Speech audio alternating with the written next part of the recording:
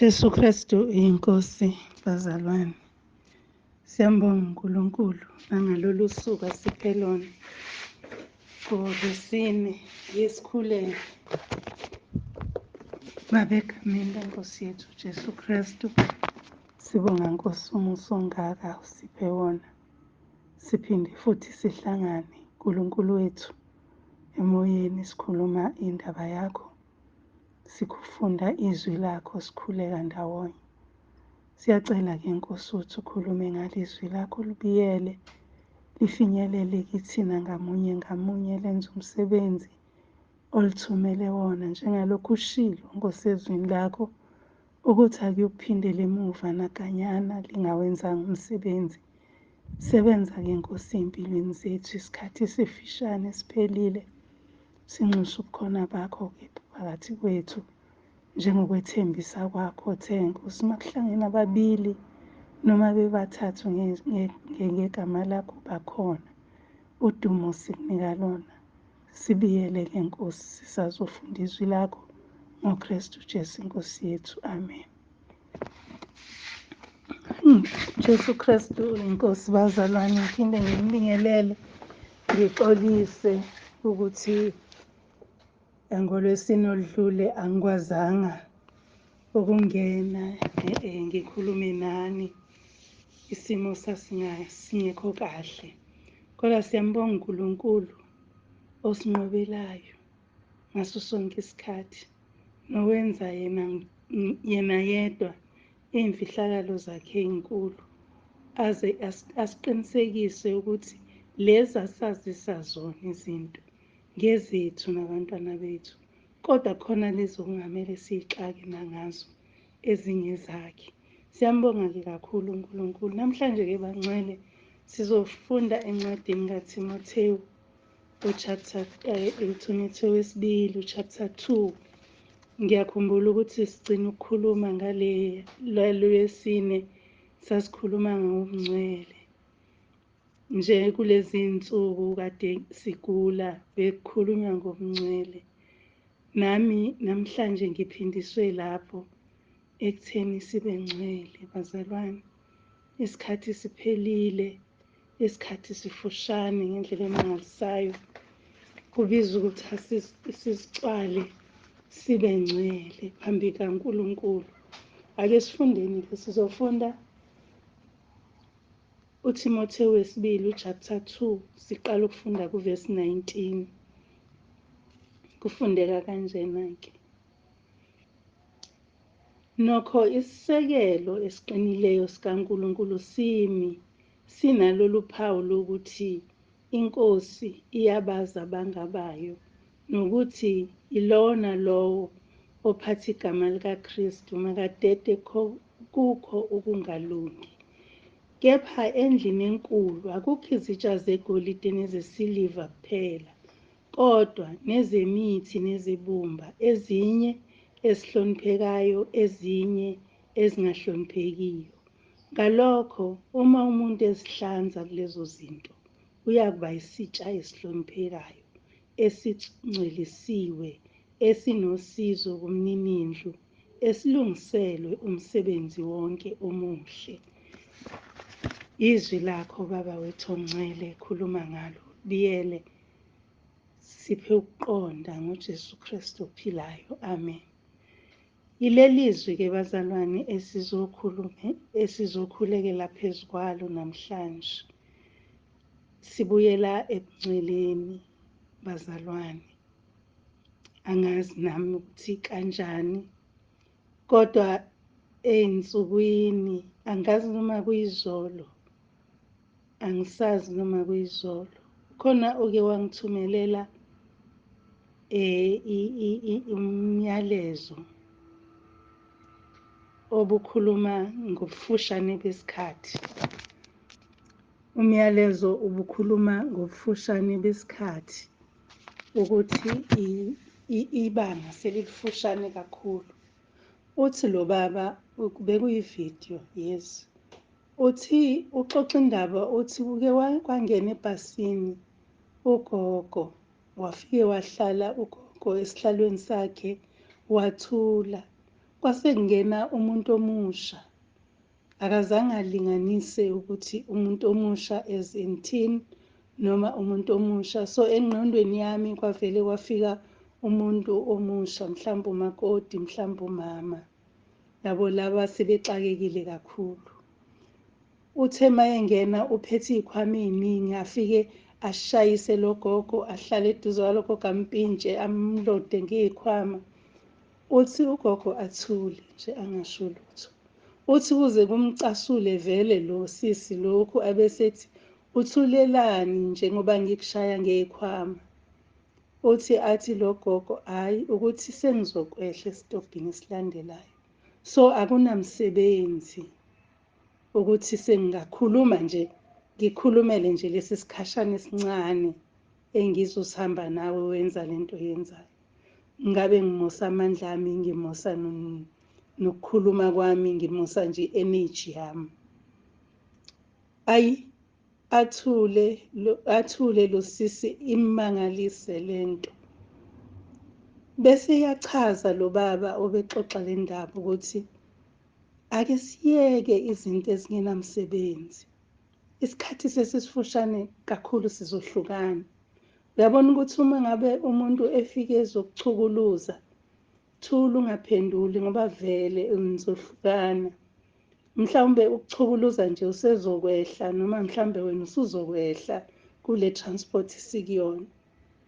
Mhlawumbe kufanele ukuthi ungaze uzingcolise ngokumphendula. Ungaze uzingcolise ngokuyicabanga lento ayenzayo. Ungaze uzingcolise ngokucasuka. Lithi iBhayibheli ulaka luhlale ezifubeni zeyiwula.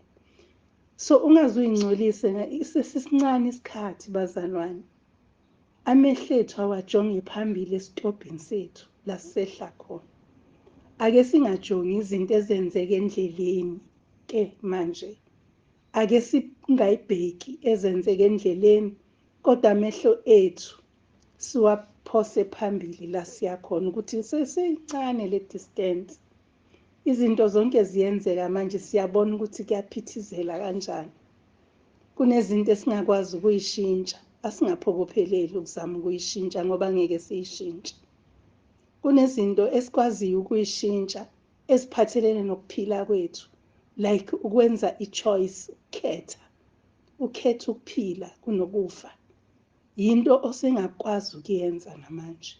Siyeza isikhathi lisiyasha isambulu ukuthi owonayo akangabe sayeka ukona. Asikakafiki lapho. Sisasesikhathini somusa. Sisakwazi ukushintsha impilo yakho. Khetha uJesu umvumi baseRoma 10:9. Kube ngukusindiswa. Angakangeni-ke ebungcweleni bazalwane. Umpostoli uPawulu lapha wayebhalela indodana wakhe uTimothewu. Ngizongixolela-ke izwi lami liyakwenza-ke lokho enikujwayele bazalwane. Kodwa ngiyamkholwa uNkulunkulu okuyintando yakhe ukuthi ngibe nezwi elinje, ukuthi uyanenza nizwe. So uthi-ke umpostoli uPawulu uma eyala uTimothewu uyamtshela, uyamxwayisa. Ngamanye amazwi uPawulu la wayesenza into enjengokuyalela. Bayenzile-ke lento yokuthi bayalele kakhulu eBhayibhelini ngoba noDavide wambiza uSolomoni wahlala naye phansi wamtshela ukuthi bekufanele enhlizweni yami bekhona ukuthi ngakhele uNkulunkulu indlu. Kodwa manje uNkulunkulu uthe ngingayenzi ngoba izandla zami igcwele igazi. Wayeseyamtshela ukuthi uzokwenzani, wenzeni. Uzomtshela nokuthi kunabantu ongoti bemisebenzi ehlukeneyo. Umtshela yonke leyo. So noPawulu uma ebona isikhathi sakhe sisondela uyamtshela uTimothewu ongumusha, osemusha. Uyamtshela uTimothewu ukuthi uyoziveza uyisisebenzi esithembekile, uyoqondisa kahle izwi leqiniso, uyohamba kanje uzufika-ke kule ndaba esikuyo ukuthi uTimothewu akazilondoloze engcwele, angavumi lutho oluzomthinta. Uma uyiqala ekuqaleni uthi uyaluleka uTimothewu abe yibutho elithembekile likaKristu. So uma ngabe sifuna ukuhamba ngobungcwele, bazalwane, sizolalela ukuthi sisiqhelelanise nobubi. Usho njalo verse 19 uthi iNkosi iyabaza bangabayo. Lokho nje kukodwa kuwuphawu lokuthi singaba kaKristu thina, bazalwane. Lithi izwi likaNkulunkulu awube kini lowo mqondo owawukhona kuJesu Kristu, ukuthi wathi engomkhulu kangaka wathobeka wayinto ephansi. Yilowo mqondo ososiholela ebungcweleni, ukuthi singabi ngcono kunabanye, ukuthi singaphakami kunalokho okusifanele. Ngike ngathinteka ey'nsukwini, ukhona umzalwane oye wangithumelela iprayer. Kule prayer angithumelela yona ikhuluma ngeprosperity, ikhuluma ngama-riches. Kanti ungithumelela le prayer ekuseni, ebusuku bengifunda indaba yaleya yensizwa eyaya kuJesu, ngilalele inkonzo yangesonto yini noma yanini.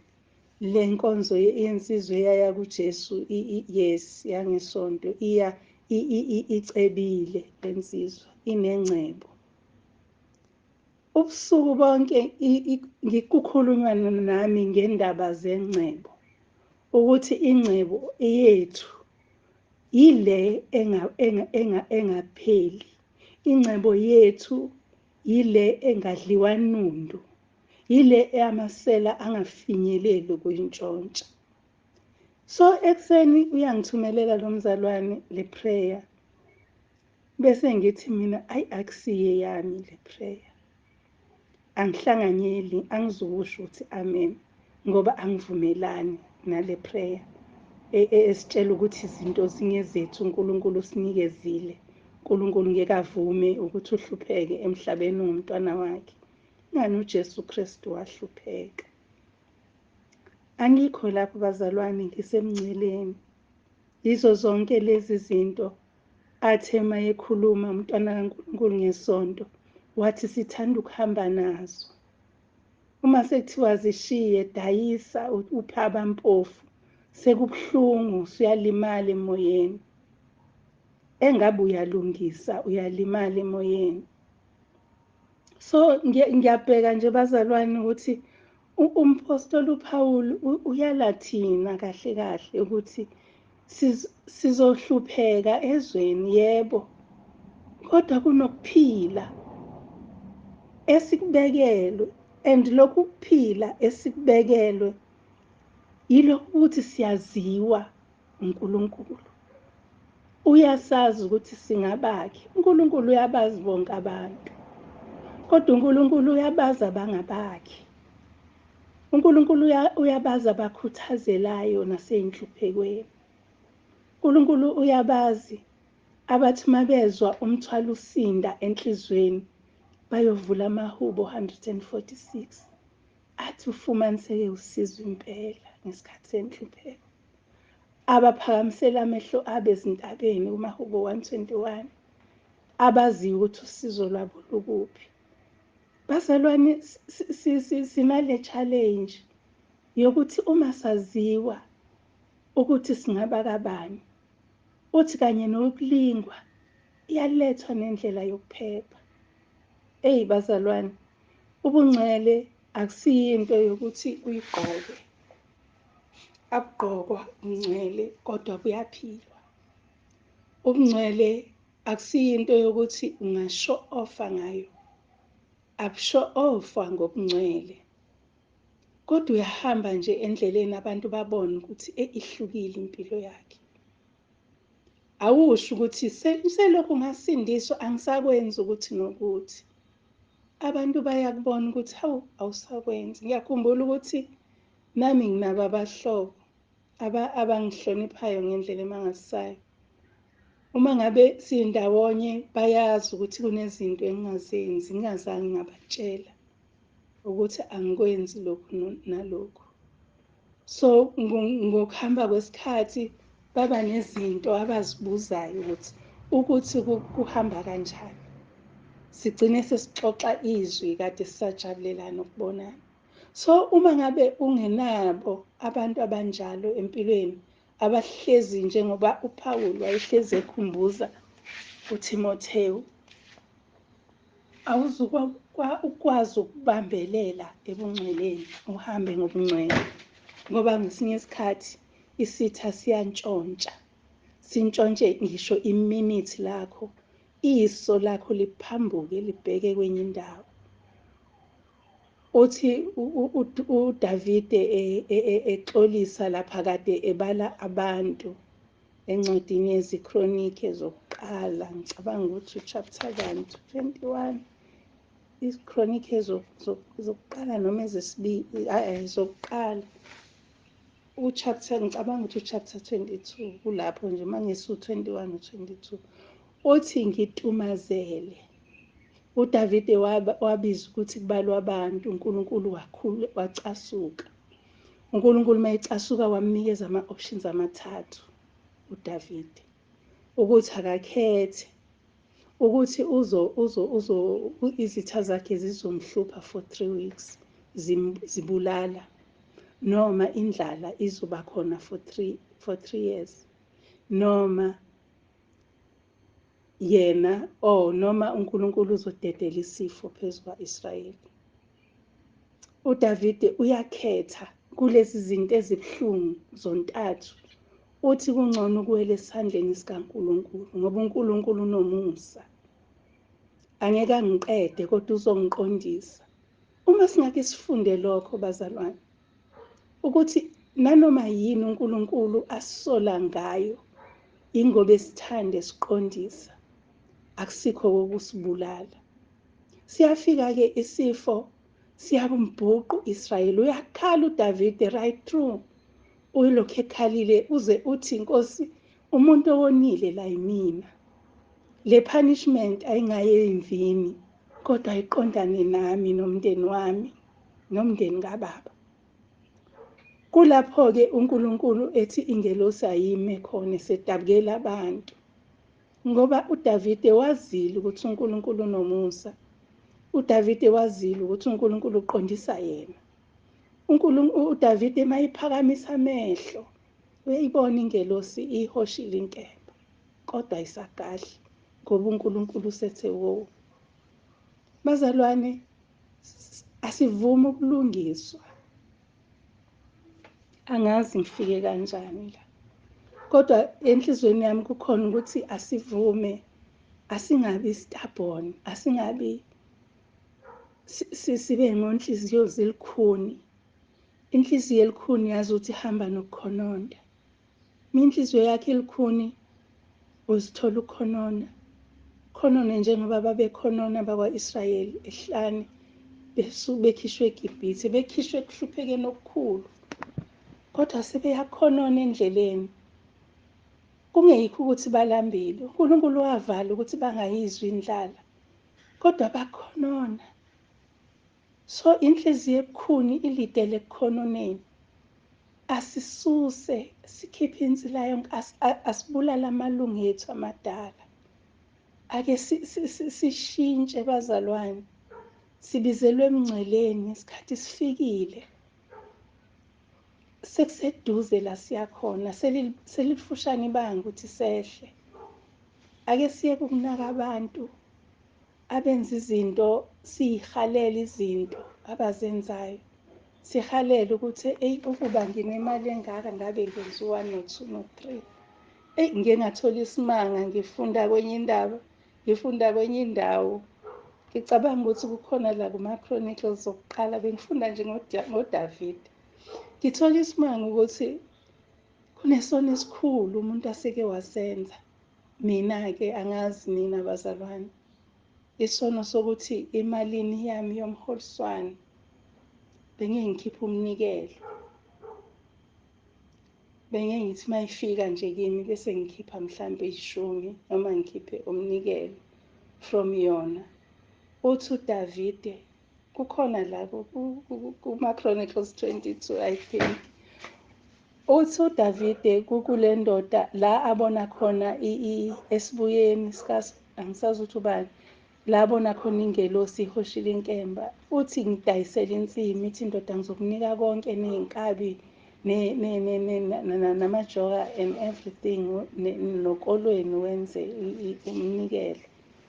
Uthi uDavide ngeke ngithathe kuwe bese mina nginikele ngakho kuNkulunkulu.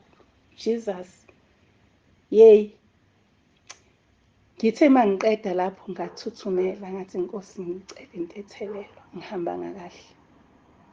Kwabuya nje lokho ukuthi mina eyami imali yomholiswane, eyami imali yey'tokofela bengiye ngibuye nginikele ngayo. uNkulunkulu wami. Bazalwane, siyalungisisiswa, sibheke ebungceleni, sekuseduze la siya khona. Okwethu kubambisisa, bambisise leli thuba. Ukwazi ongokwakho, uhlolisise imbhalo. Ukwazi ongokwakho uqondene nawe ngaphambi kokuthi ukudlulisele komunye umuntu. Ngoba asiyi ey'tobhini ey'fanayo. Bazalwane, asiyi ey'tobhini ey'fanayo. Singagibela ibhasi elilodwa, kodwa sizukwehla ndawonye. So siqaphelane bazalwane. Kuningi okungasikhipha endleleni. Kuningi ongathi wehle esitobhini sakho, inhliziyo ibiqhubeka nalelo bhasi. Qaphela ukuthi udlani, qaphela ukuthi uzwani. Kwakunecula esasilicula ku-Sunday school elalithi, qaphela amehlo ami ubonani, ngoba uJesu usezulwini, uyabona emhlabeni. Qaphela amehlo ami ubonani, athi qaphela indlebe zami uzwani, qaphela nyawo zami uhambaphi. Siyalungisiswa bazalwane, simele ukuba ngcwele ngoba lo ekusibizileyo ungcwele. Lo ongumdali wethu ungcwele. Simele ukuba ngcwele, simele ukuzithintitha, simelwe ngoba uyabaza bangabakhe. Bazalwane, yilelo nje izwi engibuya nalo. Siyambonga kakhulu uNkulunkulu, ngiyabonga kakhulu bazalwane, imkhuleko nisikhulekela sigula. Siyambonga uNkulunkulu.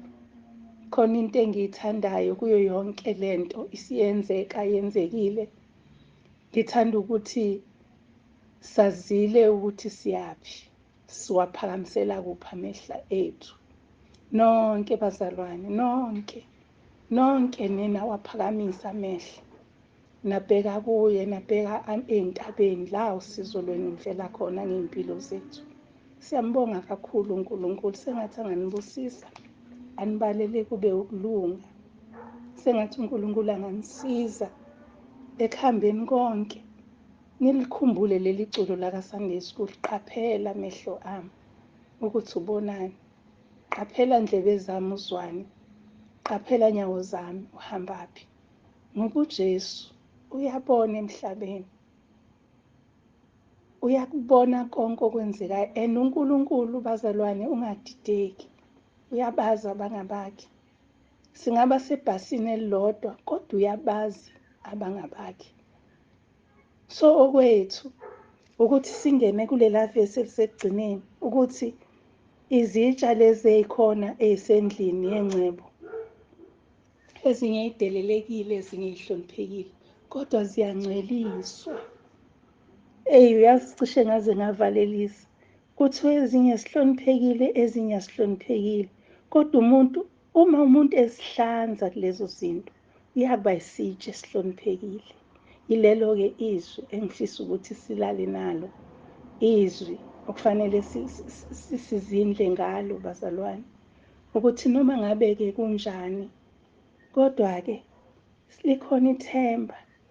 Umuntu uma ezihlanza lezo zinto, uyakuba isitsha esihloniphekayo, esingcwelisiwe, esinosizo kumninindlu, esilungisela umsebenzi wonke omuhle. Inkosi yomusa ibusise, asikhuleke.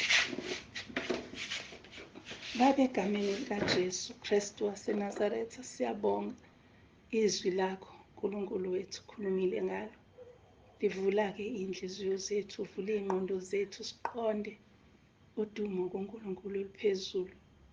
nokuthula emhlabeni kubantu abathokozelwa uJesu Kristu inkosi. Amen. Imgcine-ke inkosi bazalwane, sekuseduze la siyakhona. Asibambisise ithuba, silungise okunokulungiseka kungakafiki lolo suku la kuthiwa owonayo angabe sayeka ukona. Oh Jesu, Nkosi yomusa inibusise. Amen.